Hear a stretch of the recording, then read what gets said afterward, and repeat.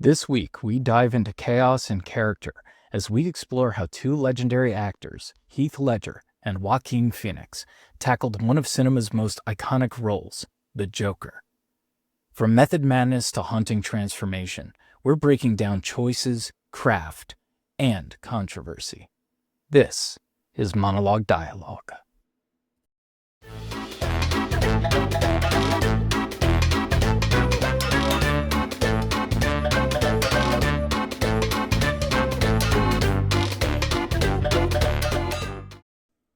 All right. Once again, welcome back to Monologue Dialogue, the podcast where we cover monologues in various pop culture settings, whether it be movies, theater, music, that sort of nonsense. That's what we're here to discuss today.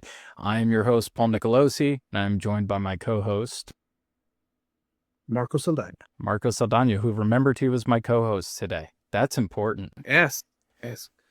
Caffeine goes a long way. It sure does, buddy. Whole lot of caffeine, nicotine, and hate. It'll do wonders for the body. Today we're trying something new, something a little different. Usually we pick one monologue and we really break it down. But as we were planning out today, we come to feel that you couldn't talk about one specific monologue or performance without bringing up the other one. So, today's purpose for our show, we are going to be discussing different portrayals of the Joker, whether it be Heath Ledger's or Joaquin Phoenix's. We're going to get into, we'll portray some of their acting. We're going to do the best we can, but one of us isn't going to hold a candle to an Oscar-winning performance, and the other one isn't. Well, I'm going to desecrate the great memory of a dead Oscar winner. So that, take it as you will. What can I say? I was beginning to wonder who was who, and then you. Okay. Yeah, I took the heat round for that one, by I think. Just jumped on that grenade. Yeah, you're welcome. Sir, get down. I got this. I'm gonna be like, go for it. I'm gonna be over here. He's one of them Colonel Jessup types. Sidestepping landmines. All right. So yeah, we're going to discuss a little bit of a build up to each one of these characters. I'm gonna do the Heath Ledger performance. Marco's gonna do the Joaquin Phoenix version. And then we're going to have a little bit of a compare and contrast. It is no secret that these guys are playing the same character. The latest film, Faux de Folie, kind of... It can't be the same, sir. I'll get all technical. Archetypically, they are the same character. I will try not to distract myself from my nerddom, and we'll get into that in a little bit. We're going to discuss some similarities and differences. We're going to talk about how these individual moments in the movie kind of resonated throughout the entire film, and it's going to be entertaining. And I thank you for joining us on this ride. With that being said, Marco, are you ready to jump in? Yeah, let's get this going. You're like, come on, man, time is money. All right. So, I think I got lucky with this one. I got to be honest with you. When it comes to setting up the scene, I mean, you really have to do a lot of setup in yours. I hope you know that, Marco. But for me, I mean, Heath Ledger's performance in The Dark Knight as the Joker, it's mysterious. There's no real setup. He just shows up, and he's just an agent of chaos. He's a typhoon that swarms into Gotham City and just changes the status quo of the film up until that point. Some key bits that are kind of critical to understand is that... Well, the chaos in the background there. Oh, do you hear that? Is my son... Yeah. They weren't going to hear that, by the way. We were going to enhance the audio so they didn't hear my son asking for more popcorn. But the cat's out of the bag now. A little bit of setup for this film. maybe the critical stuff is that Aaron Eckhart plays Harvey Dent. Later on, he becomes Two Face. Spoiler alert! If you haven't seen it yet, how dare you? Um, Yeah. and a lot of the criminals of Gotham City are afraid to go out at night, especially the bosses, right? They're kind of meeting during the day in broad daylight because they've figured out through pattern and timing that Batman doesn't really operate during the day. He's got to sleep and be a billionaire playboy, right? So, but he's still a major interference of their operations. A lot of money goes missing. Gotham City's police department is no longer inept with the inclusion of Batman, and they're doing their job, and they're taking care of business, and ultimately that's affecting the various bosses. This scene, Fine, man. yeah, Thank you, they're Colin. they're hurting the bottom line. Thank you, Mark. Oh, this scene that I'm going to perform today is one of those. He's got a lot of different monologues in this film, and most of them start with, "You want to know how I got these scars?" And I picked my favorite one, and we are going to jump into it. Now, for this, I got a lot riding on this. I mean, the guy's dead. I don't want to dishonor him. I don't want to get weird dreams with Heath Ledger being like, "What the hell, man? I worked hard on that." I was like, you got a razor blade, you might as well just start, you know. I got to be a method actor, is what you're saying. I got to really commit to the bit. Okay. Yeah, yeah. All right. Good or bad? Here we go. You want to know how I got these scars? My father was a drinker and a fiend. And one night he goes off crazier than usual. Mommy gets the kitchen knife to defend herself. He doesn't like that. Not one bit. So me watching, he takes the knife to her, laughing while he does it. He turns to me and says, "Why so serious?" He comes at me with the knife. "Why so serious?" He sticks the blade in my mouth. "Let's put a smile on that face." And why so serious? Oh, and cut. Nice. I did a thing. It Nice. happened. Yeah, yeah, yeah. Way. No, you didn't have to widen the eyes at the end. You know, you just could have. But hey, whatever. Hey. Thank you. Thank you. Thank you. Well, stirring ovation there, Mr. Paul Nicolosi. Well done. You know, I would throw something at you, you know, if I could, maybe a blunt, heavy object, but it was good. It was good. Stirring ovation. Real well done. I like to imagine if the camera could see behind itself, there's just drywall with like a hammer and an axe and several different tools just protruding halfway through, like you've tried. Well, I believe it's my turn then with Joaquin Phoenix and his rendition of the Joker. Yeah. Yes, please tell me a story, Marco. Oh my. Well, ours takes place. You said Gotham had a whole bunch of changes. Gotham in this particular film, you know, is like the Roman Empire, in its decline. Everything is a mess. The infrastructure is clearly buckling, and people are pissed off. You know, you could just feel it. And then in comes Arthur Fleck, which is Joaquin Phoenix, and you know he's just some random guy. And here it's a little bit. I wish it was like Heath Ledger's Batman. I mean, Joker, because it just boom and he goes right. But no, here you got to explain things. You gotta see Arthur Fleck go through this transformation. He's a sick dude. He's got mental health issues, and like the most of society, he doesn't have the coverage. He has to go to welfare services, and those services aren't the greatest. And you could see him progress through this whole thing throughout the movie, where the slow descent into madness, the slow descent into the abyss, that becomes the Joker. And our because he has quite a few lines in throughout the movie, but my particular favorite is right before he does slip into the abyss. You know, when he's talking to Bill Murray, Robert De Niro, on the Bill Murray show, Yeah. and right before he truly snaps and does what he does. Wait, Oh, I'm sorry. that's Was it where. actually the Bill Murray show, or was it? Are you just thinking of Bill Murray from Groundhog Day right now?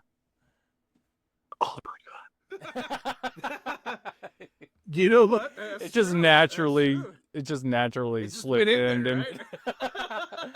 why so serious? I get it, Marco. I see that. I see what you're trying to do. It's not that serious. Throw Bill Murray in there. Let's talk about Ghostbusters now. I'm sorry. I didn't mean to cut you off. I couldn't let that one go. That did just happen, didn't it? Yeah, the Murray show. Well, it's still the Murray show, right? Yeah. And yeah, yeah. His And name might be this is Bill. where It might be Phil. they We don't know. we don't know at this We point. don't You know. know, it could be crossovers that happens. Yeah. Star Wars, Spider-Man crossover. uh so Arthur Fleck is having a talk with Murray, and right before he does snap, my favorite scene is where, in comes Arthur Fleck, the Joker, becoming the Joker, and he turns to Murray and he goes, "Comedy is subjective, Murray. Isn't that what they say? All of you, the system that knows so much. You decide what is right or wrong the same way you decide what's funny or not. I've got nothing left to lose. Nothing can hurt me anymore. My life is nothing but a comedy." And then there's a little bit of a back and forth there. But then Murray fires back, and this is where Arthur flexes his Joker, and he dives into, "Have you seen what it's like out there, Murray? Do you ever actually leave the studio? Everybody just yells and screams at each other. Nobody's civil anymore. Nobody thinks what it's like to be the other guy. You think like men like Thomas Wayne ever think what it's like to be someone like me? To be somebody other than themselves? They don't. They think that we'll just sit there and take it like good little boys. That when we'll just werewolf and go wild." Right there. That right there where Heath Ledger, you know, does his own rendition of the chaos. For me, this Joker by Joaquin Phoenix, the werewolf, that's what comes out to me. Because you see where in the movie where all these emotions come through him, and he does werewolf, and he does snap. And then there's the famous back and forth between him and the Joker, and then the Joker, you know, does what he does. Yeah. Yeah. As the kids would say, he fully commits to the bit. He does. He did. Yeah. Yeah. Well, Marco, I gotta say, I really did dig your performance there. I think it was subtle in all the right places. Uh, um, and as we kind of reflect on these great monologues, I wanted to have a discussion on the core differences because as we know they're both playing the same character. We established that early on and I'm not going to fight myself over that. But the movies are so tonally different and as a result it shapes two very different performances of the same character. Um I'll go ahead and share mine as an example first. So Heath Ledger in his portrayal of the Joker, he's not fitting into the dramatic, almost psychological horror torment film of the Joker, the latest Joker, right? He's slotted into a major action packed, thrilling blockbuster, right? Explosions, lights, and sounds. And so I would say playing it the way Joaquin Phoenix approached would never work in that type of film. It needed to have an element of just anarchy and ooh, keep the audience on the edge of their seat. And the entire film, as it's a shift of the status quo, because in the beginning of that film, things are kind of on they're looking up for Gotham City in the beginning of the Dark Knight, right? You know, Yeah. laws starting to take form and take shape again. It's not as bleak and destitute as Batman Begins, and then enters in this crazy crazy element of anarchy that completely flips everything, you know, on end. Yeah. Um, Yeah. that's to me what makes the difference is, and I don't want to talk too much about your film. You're about to get into that in a minute, but to me, the core difference is the type of movie that they're slotting the character into. Right. Right. Right. Well, before I talk about me and mine, what did you think about Joaquin Phoenix and that particular Gotham, that particular delivery, aside from the dramatic? As I mentioned, it's almost like you couldn't introduce too much anarchy into that role. If we're specifically talking about the role and Joaquin Phoenix's approach, if he just went into that and did a reproduction of Heath Ledger's performance, it wouldn't have matched. It would have been a completely different movie entirely. We needed to have um, a character that was so meek and so troubled and struggled so hard to be our focus in this society that is financially not good. You know, they don't have enough programs to cover all the ailments that's going on in Gotham City Yeah. in that moment, right? Um, if you threw anarchy into that, it would be like, okay, it doesn't really matter. It was already kind of crap anyway, right? Right. Right. Right. So you had to play it from the empathetic side, the empathetic character. This guy is he's having job troubles, to say the least. He is having you know, difficulties with his mother, we'll say. So Yes, subtly mother. yes, No, mother. no. Mother. He's having difficulties as a whole, and as a result, he's just a very lonely guy. He's just a very lonely creature walking around in a big world and in a big society that he feels has turned their backs on him. And then, of course, it gets violent. There's violence against him. He's getting aggressed upon, and finally, he's just, you know, he shifts into this character, not all at once. We see bits and pieces of it throughout the film, and then he has that climax and that culmination of everything that's happened up until that point. Um, Mhm. you definitely couldn't throw Heath Ledger's performance in that. You couldn't replicate Heath Ledger's performance for that type of film because then you wouldn't be delivering the same type of message. Right, right. You say it very well. There is a little bit of violence and anarchy in Joaquin Phoenix's realm, but it isn't until the end. When everything gets stirred up. But you can't do that in this particular film because you got to explain everything. It's almost like a domino effect, where in Heath Ledger's, boom, it starts off, and it's almost immediate, and it's great, and it's fantastic and it's very entertaining, but not here in this one. Uh, what I think how they explained and the way you talked about it was fantastic. It's just, you got this very lonely guy who's going through life's troubles. Everybody's kicking him down, and then the world is kind of gone to shit as well, all the way around him.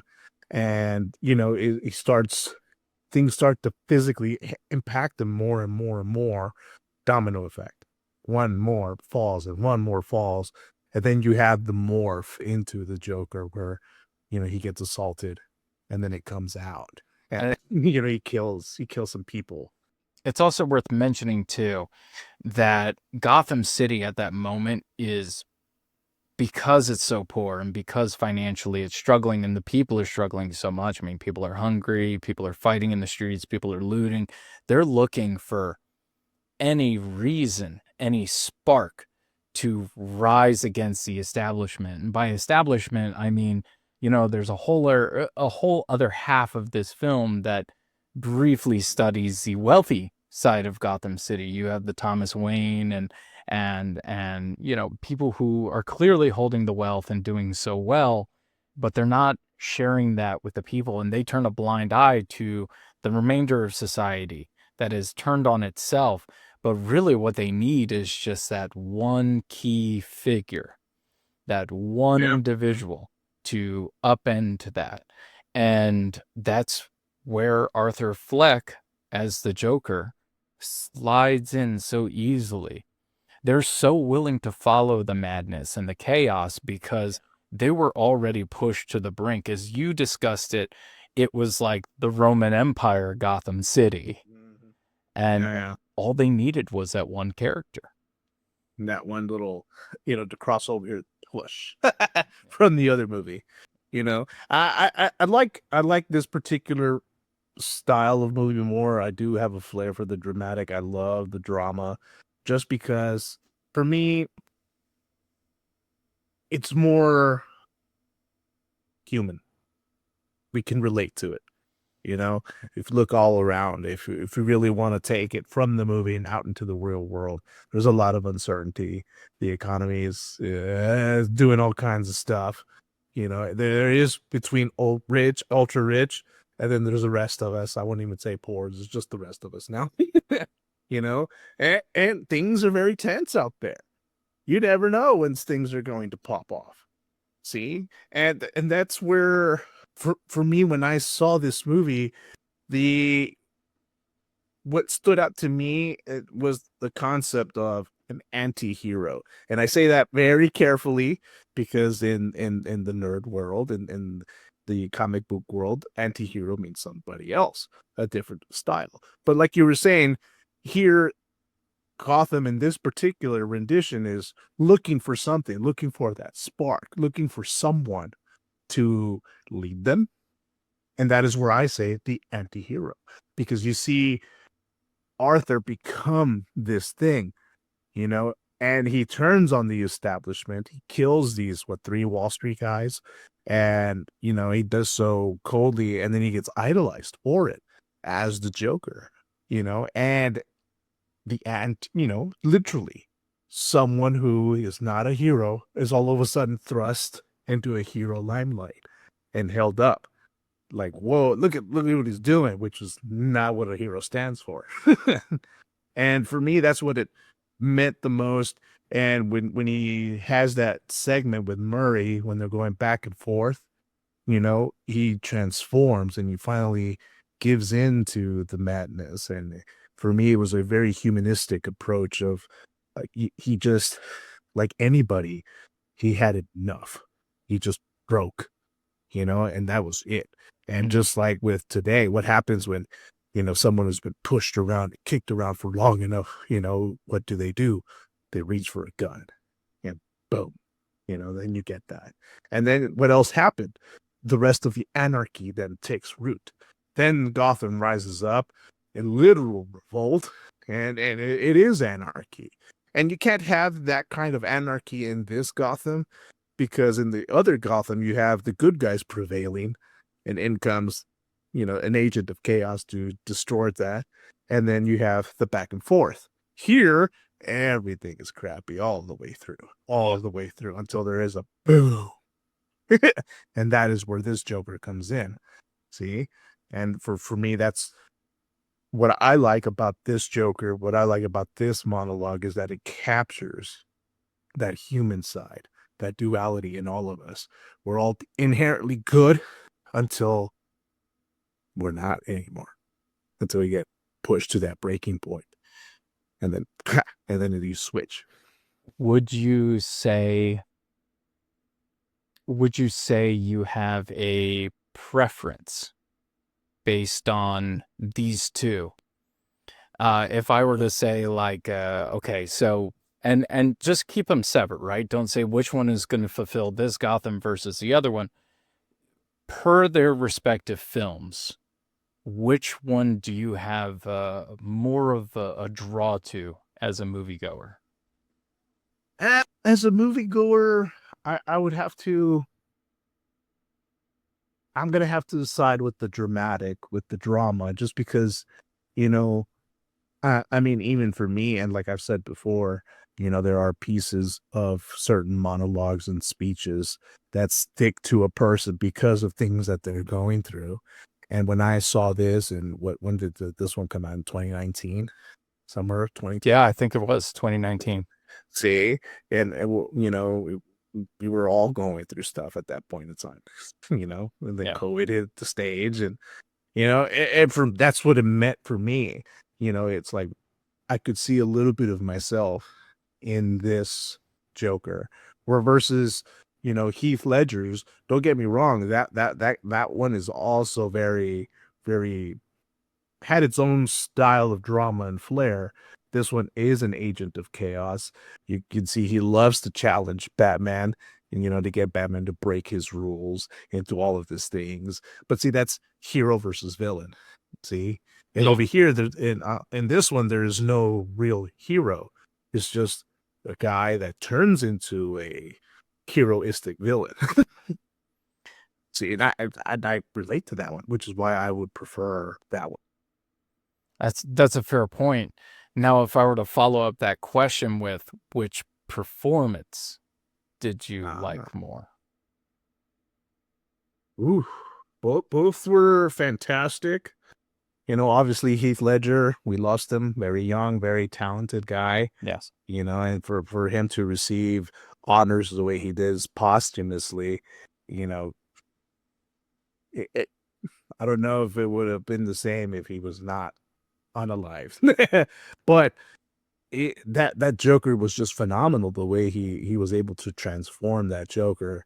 For me, I still got to go with Joaquin Phoenix on this one, just because in this one scene where him and Murray go back, you see the different emotions, you see the different things, everything happening all in once within him. And you could see where for the term that I like was werewolf, where he does transform, and then all of a sudden he just gives in and snaps and commits to what he does. Fair point. If I were to dive into which Joker I preferred, not necessarily the performance, although I will share that, I promise. For me, it's you have to understand, I've been a Batman reader since I Yeah, was yeah. very, very little. And one of the things as a fan that has always remained constant, there's only been one real exception. Whenever any artist or any comic book writer tries to explain the Joker or give a backstory of who the Joker is, 9 times out of 10, it absolutely falls flat on its face. And we've seen that, um, in my opinion, in the latest Joker film, right? Which we're not really here to discuss today, but the faux de folie, spoiler alert, he's not really the Mm. Joker, at Yeah, least in the yeah. traditional narrative sense. I mean, I suppose symbolically he's the Joker and he inspires the real Joker, and they try to explain that at the end of the film. And for me, it just falls flat. I think the minute you step into the realm as a writer and you try to say, I'm gonna finally explain this golden age superhero character from the early 1900s, and fans are gonna love it. No, you are ultimately going to find more critics than anyone who appreciates the work. Now, with that being said, if I had to pick a preferred Joker, Joker works best when you don't know anything about him, when you have no idea, when there's crazy fan theories on who the Joker from The Dark Knight actually is. Oh, if you look at this frame here, Christopher Nolan's trying to tell you that he's an Iraqi war veteran. And it's like, What? How did you gather that? That's the cool part for me as a fan of the Joker, is that no one really knows. And that's the I draw. agree. Yeah. He is more a force or an element that is not human, that is chaotic, that is destructive, and it's the ultimate foil for Batman, right? He plays so well off Yeah. Batman. You have the mental illness side, and they both went through trauma. And anytime someone tries to explain a backstory of the Joker, then they try to compare it to the trauma that Batman went into. And whenever they do that, it takes something away from the character. It takes something away. Now, with that being said, now that I've admitted I preferred the Joker and the Dark Knight, if I were to go based on performance, you have to give it to Joaquin Phoenix. And I mean no disrespect to Heath Ledger, um, nor to my wonderful portrayal of Heath Ledger in that film. I, oh, I'm never gonna live this one down. But for me, Joaquin Phoenix stepped into that role and he knew what the assignment was. He knew this Yeah. wasn't going to be the Dark Knight. He knew this wasn't going to be Jack Nicholson, the Batman 1989 film. He knew he wasn't making the 1960s Cesar Romano Joker. He stepped into this as if the movie wasn't even called The Joker. And it didn't take place in Gotham City, and it didn't have Thomas Wayne, and it didn't have the archetypes that they were playing with. Yeah. Yeah. Yeah. Yeah.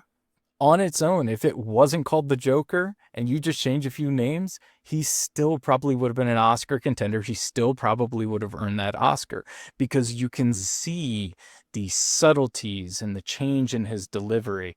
We don't talk enough about subtle changes in monologues, but you can see the switching in that scene if you actually pull it up, from his lip quivering, his jaw shaking, the change in his facial tone and his eyes as he's delivering every note and every sound that's coming out of his mouth.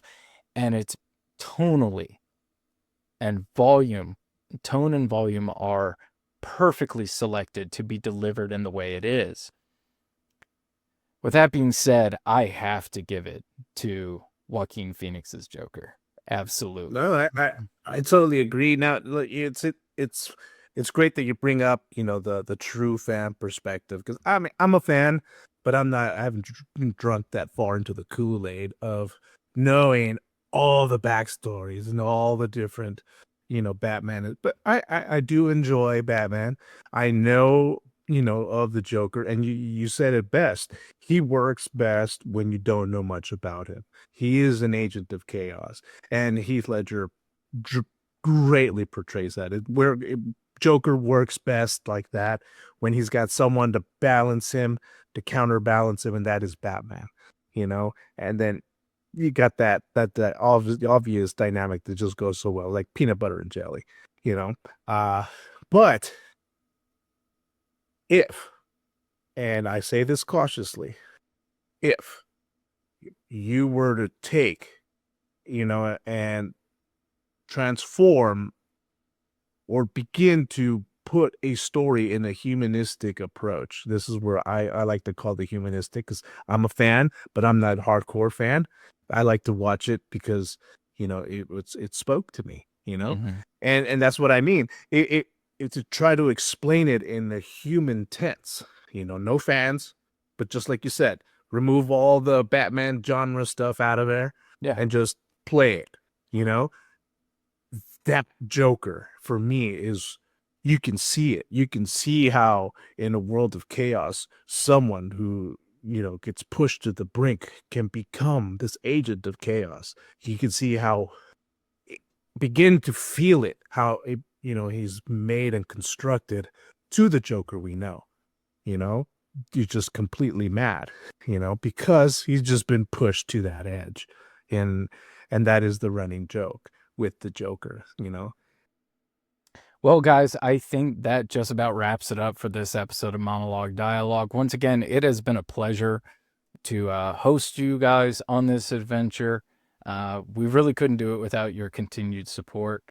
Since we're talking about that, if you wouldn't mind leaving a like, give us a comment, subscribe, share with your friends, it really does mean a lot to us.